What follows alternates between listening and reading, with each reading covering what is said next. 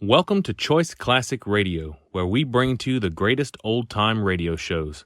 Like us on Facebook, subscribe to us on YouTube, and thank you for donating at choiceclassicradio.com. Get this and get it straight. Crime is a sucker's road.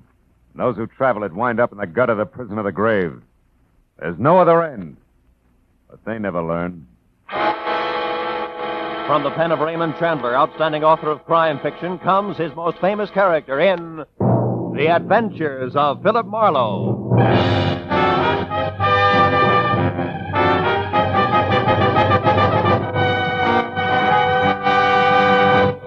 Now, with Gerald Moore, starred as Philip Marlowe, we bring you tonight's transcribed story, The Quiet Magpie.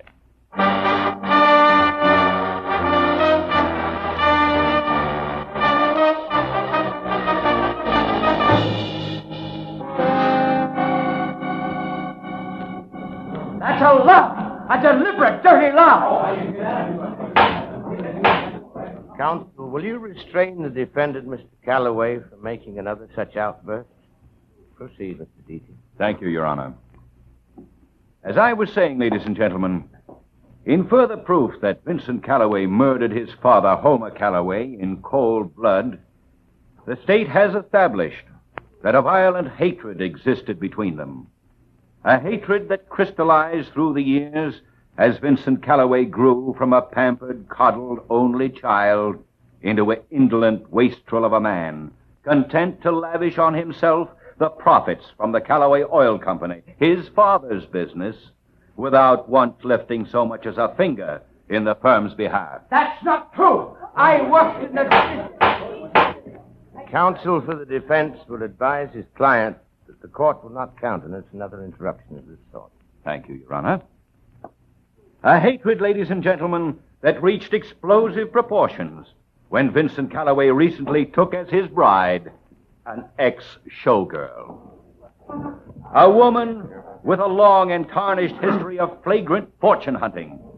A woman whom he flaunted in the face of his father's expressed wishes and deep desires to the contrary.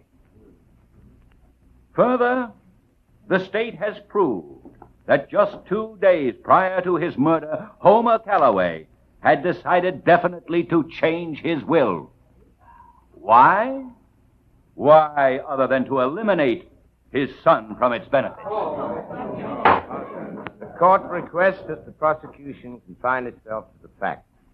Continue, Mr. Deaton. Very well, Your Honor. The facts are eloquent enough.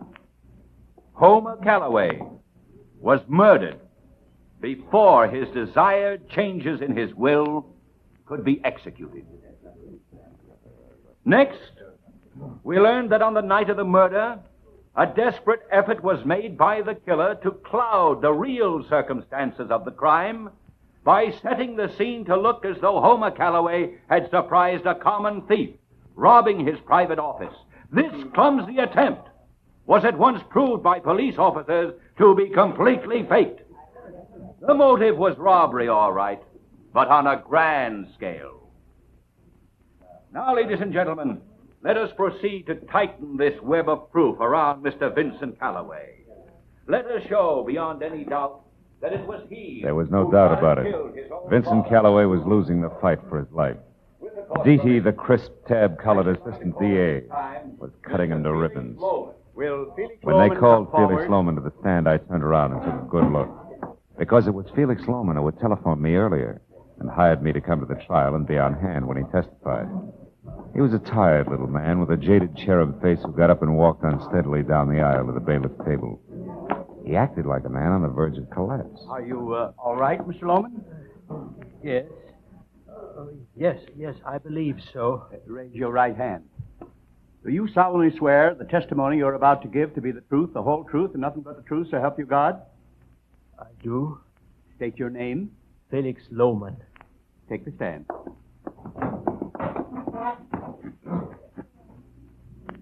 Now, Mr. Lohman, will you please tell this court what your association with the late Homer Calloway was? Why, yes, sir. I was Homer's best friend for many years. I was his personal advisor and confidant until I... Mr. Lohman. man's ill. Get a doctor. No, that won't be necessary, sir. It's nothing. Really. I have a friend here. Mr. Marlowe. Philip Marlowe. He'll help me. Is there Mr. Marlowe here?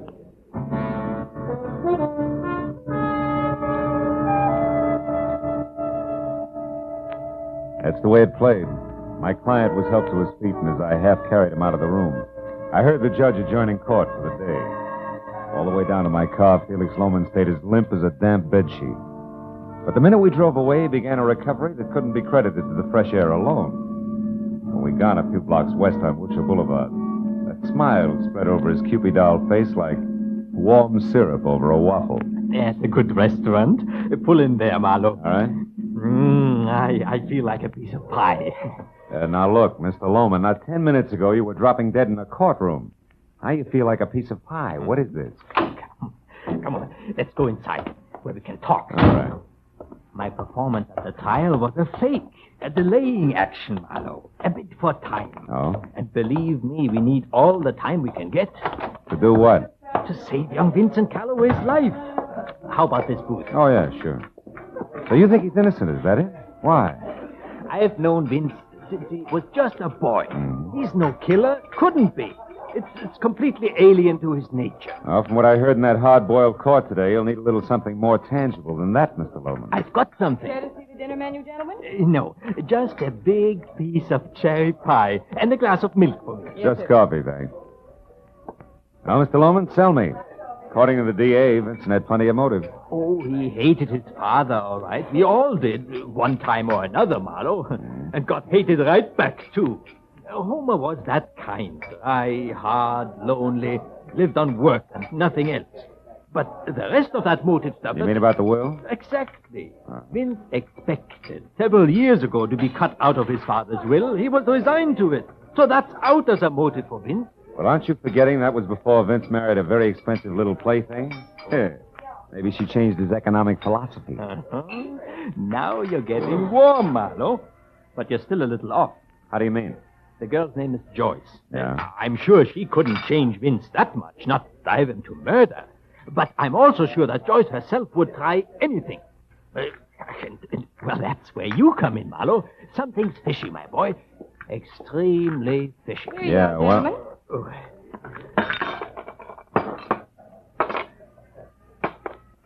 That's fine, thank you.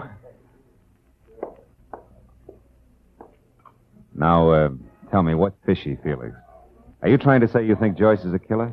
I don't know, but I do know that, item one, Vince was worried about her for some reason a few days before his father's death. So, when this mess broke, I checked up on her myself. Mm-hmm.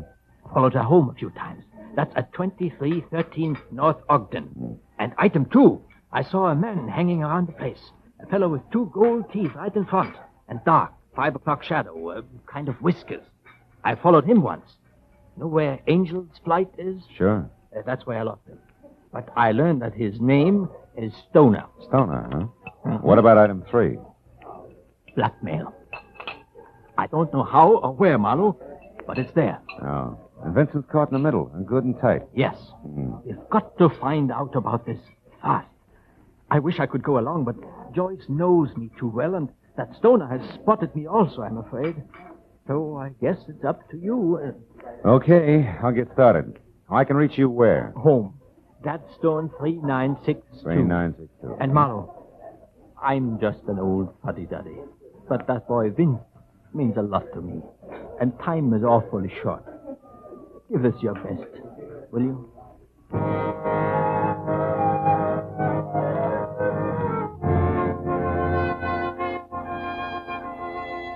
I left little Felix Lohman ordering a big piece of cherry pie and went outside. It was almost dark. I decided to try Joyce Calloway on the North Ogden Drive sector first. I finally located number 2313, which was neatly hidden in a series of obtuse redwood angles surrounding the rose-tinted glass front door to an extravagant duplex. I was about to push the buzzer when a door closed at the side of the house. So instead, I stepped back into a dense clump of handy landscaping and waited. It was a man. and enough light filtered along the walk from the street lamp to show his heavy dark beard even after a fresh shave. The light also glittered off a pair of gold teeth front and center that he whistled through as he passed. Whatever had happened inside obviously hadn't worried Mr. Stoner much, but it began to worry me. I decided to take my chances on picking him up later. After he'd gone, I went up to the door again, and the girl who walked through the entrance hall and taught me looked as soft and as glossy as a well-brushed kitten. Maybe it was her yellow shoulder-length hair or the flowing folds of the black velvet hostess gown. In either case, it was even better with the rose-colored glass door out of the way and the unmistakable scent of taboo in its place. Yes? What do you want? You're Joyce Calloway?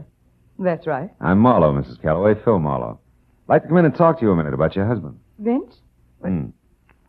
What about him? Well, it'll keep long enough for us to go inside, huh? Well, all right. Come on in.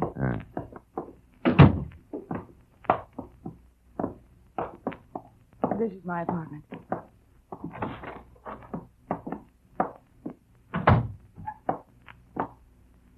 Now, what is it? Well, first, I'd like to congratulate you.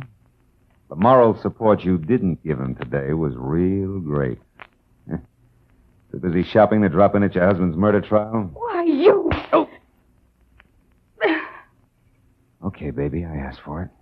I didn't go because Vince said that he didn't want me to. Now get out. And the next time your lousy district attorney's office wants to find out something, you can tell him... Just a minute. I'm not from the DA. I'm strictly freelance. At the moment, I'm interested in a small matter of blackmail and how a man named Stoner ties in. I don't know what you're talking about. You'd better get out of here. Now, listen, baby. I'm tired and it's late. I want to know about Stoner. I don't know any Stoner. Okay, let's make it easy. He's a bird with a heavy beard and 2 gold choppers, and I just saw him leave by your side door about 5 minutes ago. Does that help? You're crazy. There's been nobody else in here tonight.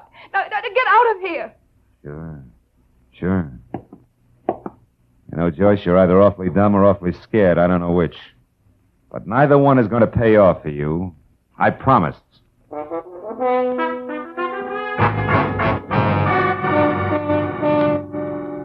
Starting at Angel's Flight and working west, it took 3 solid hours of scraping through the scum on Bunker Hill before I got a lead on a guy named Stoner. And another hour went by before I actually found the swayback 3-story rooming house he called home. The scaly front porch was a clutter of big, rusty bird cages, and the mangy inmates of which complained as I eased the rickety front door open and pushed my way into a moldy smell thick enough to chew. A ragged row of tin mailboxes said Stoner's room was second floor rear. So I started up. I got as far as the landing when I heard a voice in the hall above. I went on slowly until I could see. It was Stoner. His back to me, talking on the whole phone. I got my .38 in hand and listened. Yeah, listen, Joyce, don't worry. I'll take care of him. Yeah, I'll be watching for him. Yeah, I'll meet you just like I said, only remember, it's not good for us to be seen together now. So be careful. Yeah. Okay. Goodbye, Joyce. You didn't start watching fast enough, Stoner. Who are you? I'm Marlowe. The guy little cutie pie just tipped you off about. Don't move those hands, Stoner. I just left to collect that mouthful of old gold you're wearing. You're no cop. What are you going to do with me? What's your angle? I'm going to spill the truth out of you, Goldie. To keep an innocent guy from taking the rap for a murder you and his own charming wife cooked up. What makes you think I'm connected with that? Maybe I've got eyes in the back of my head. That's so? You ain't got eyes in the back of your head. Because if you did, you'd duck. Oh! See what I mean, Marlowe? Thanks, pal. Let's get out.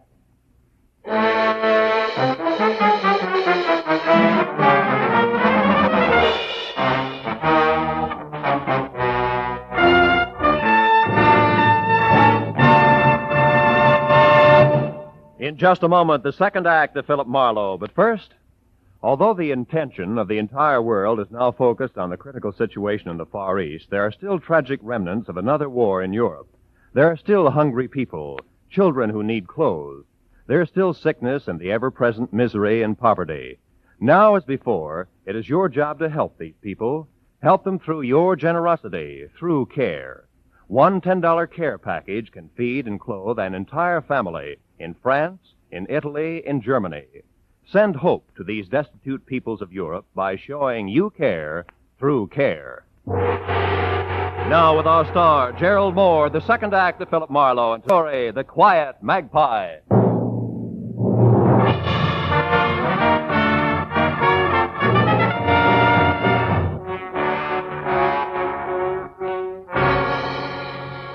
The feeling of being hit from behind becomes more or less routine.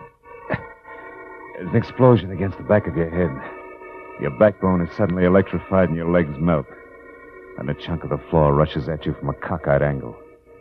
Where it connects, there's a second explosion, and you start down that long black corridor. Very sick to your stomach.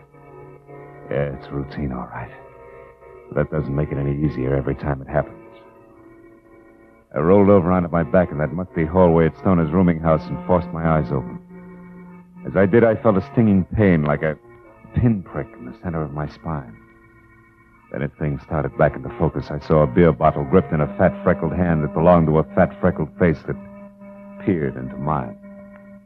It started a conversation just before I could get the pinprick in my back. Well, look what the cat has dragged in. And who are you, chum? The Jewel T-Man.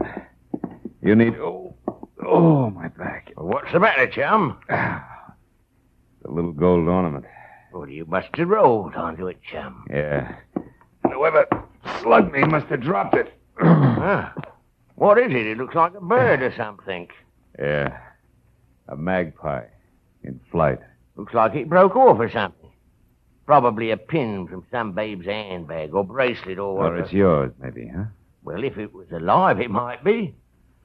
Birds are my speciality, or ain't you noticed? Oh? You the landlord here? That's right. So now back to you. Who are you, chum? And how come you're folded up in my hallway? Well, it's a long story, and I won't keep you from your birds with it. Hey, wait a minute. Now, don't let the Audubon pitch throw you, chum. I've got a couple of hobbies. Like sticking your nose in other people's business? Like bending noses that get stuck into my business. So clear out, chum, and stay out, or you'll see what I mean. Okay, yeah, sure. Whatever you say, bird lover. After all, this is your nest. So long.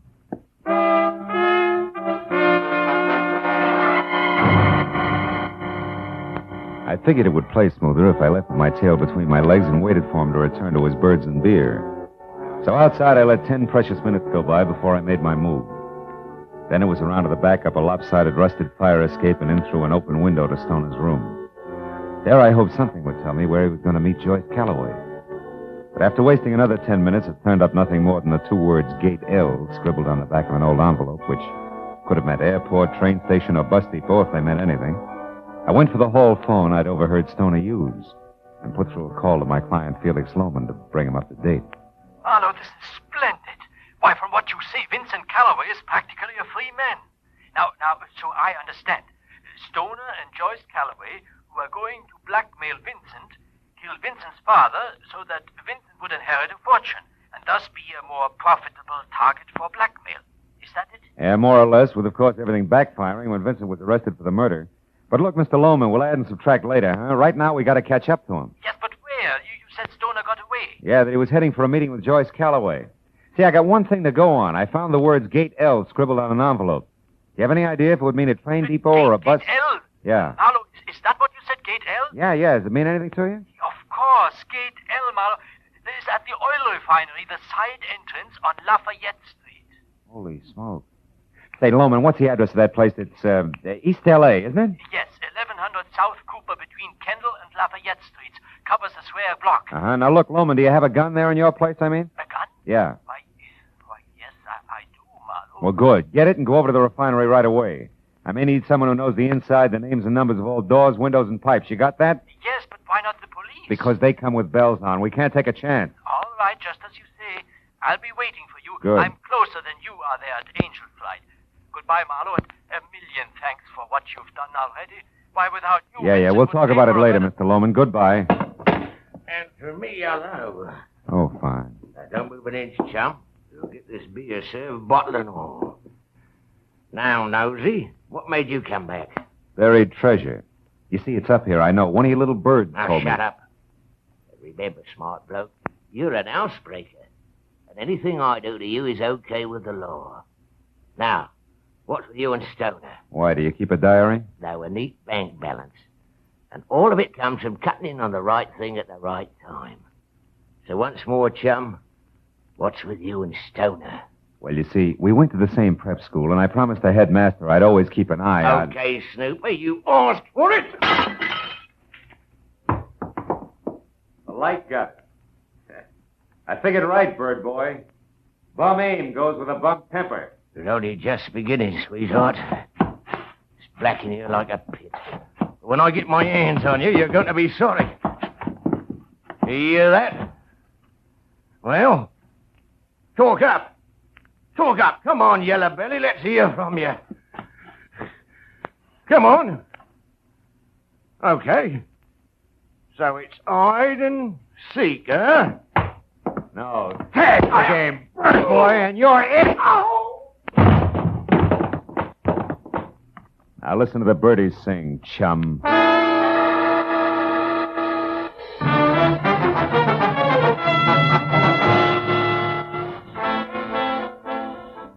It was a 20-minute drive from Angel's Flight to the Callaway Oil Refinery in East L.A. and all the way through the wide, deserted streets of the city's heavy industries called home.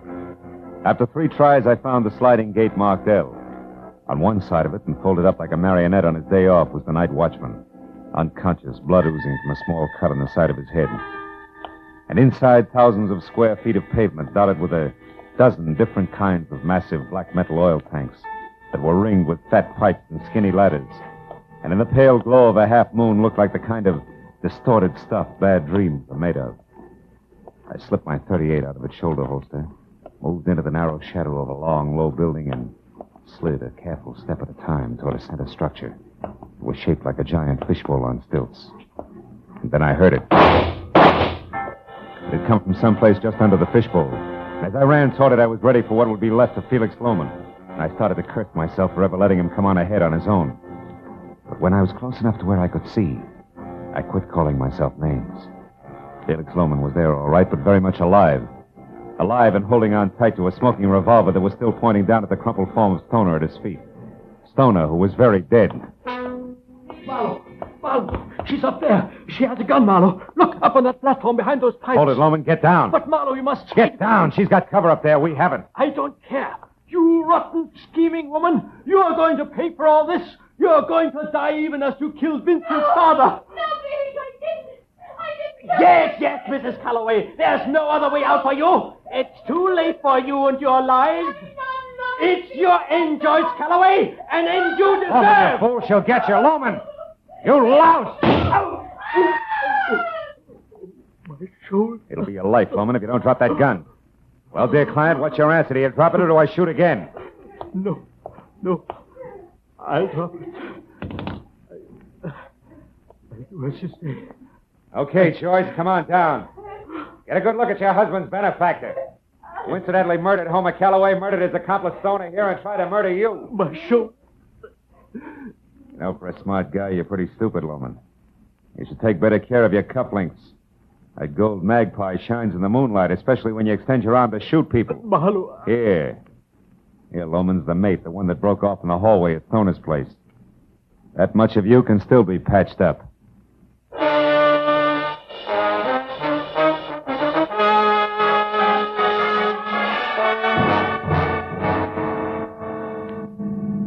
All right, Mr. Marlowe.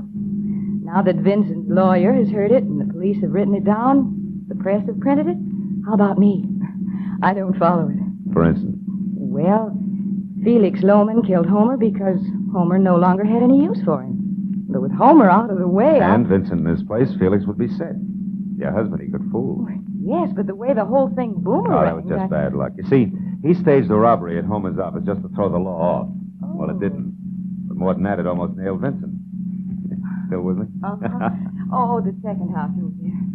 Oh, I see. Mm-hmm. Oh, what was the blackmail? How come? Well, that was Felix again. And out of whole cloth. You see, if Vincent lost his trial, Felix lost everything he killed for. So using Stoner, he had me playing follow the leader. Like Stoner pretending to have just left my place when you arrived. That's right. Oh. That and Stoner setting everything up nice and neat. You see, he was on the phone all right, but when he knew that I was there, he pulled a switch. And very carefully planted the name Joyce. He did? Uh-huh. And last of all, Stoner being killed by Felix, who no longer had any use for him and had a lot of reasons to fear him, in what was supposed to be self-defense. Get it? Get it. Ah. He gives you a little to go on and then a lot more each time you get there. Yeah. At the right moment, he brings you in with a phone call that tells you to come at once to the refinery. Oh, if you want to help Vincent. Ooh, how close I came. Yeah. Well, thank you, Mr. Marlowe. Correction. Thank Mr. Magpie.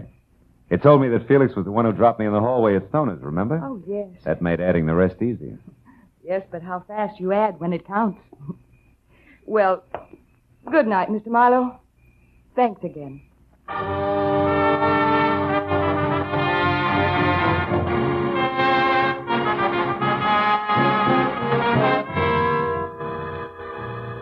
By the time I pulled up in front of my apartment on Franklin, the black in the sky had started to melt into a slate gray.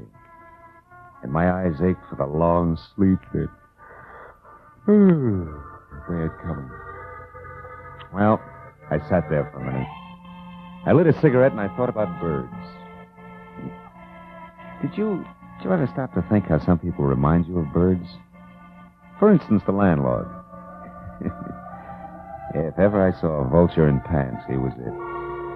And my client, Loman, a hawk with horn rims. And Joyce. A pouter pigeon. And then there's Marlowe. I wonder what kind of a bird I am. A dead pigeon.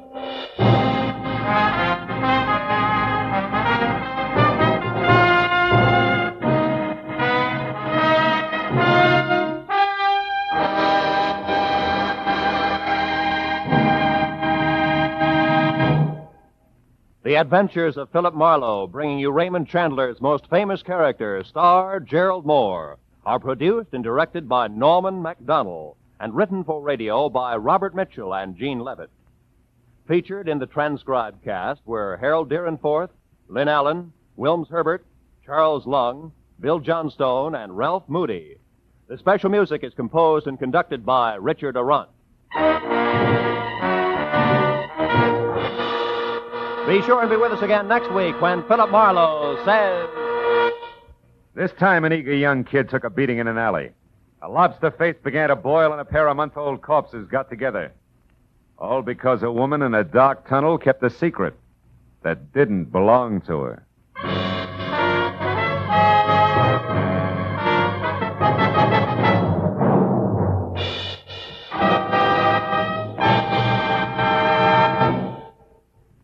Most of us approve of saving for a rainy day, but these days it's hard to have enough left over to save. It's easy to put off the saving until tomorrow, and that tomorrow never seems to come. The best way to make yourself save a little every payday is to join the payroll savings plan where you work or the bond-a-month plan where you bank. Money invested in United States savings bonds today will make possible many dreams for tomorrow. So arrange to save with United States savings bonds. Remember, automatic saving is sure saving. Every Friday night, CBS brings you stories taken from the files of parole boards of the 48 states with only the names changed. These stories give in detail the events of a criminal's life up to the time he is up for parole. Then, before you hear the board's decision, you can make up your mind. Is this man ready to be set free? It's been hailed by press and public alike as an outstanding anti-crime show, and you can hear it now by staying tuned, because Up for Parole follows immediately on most of these same CBS stations. This is Roy Rowan speaking.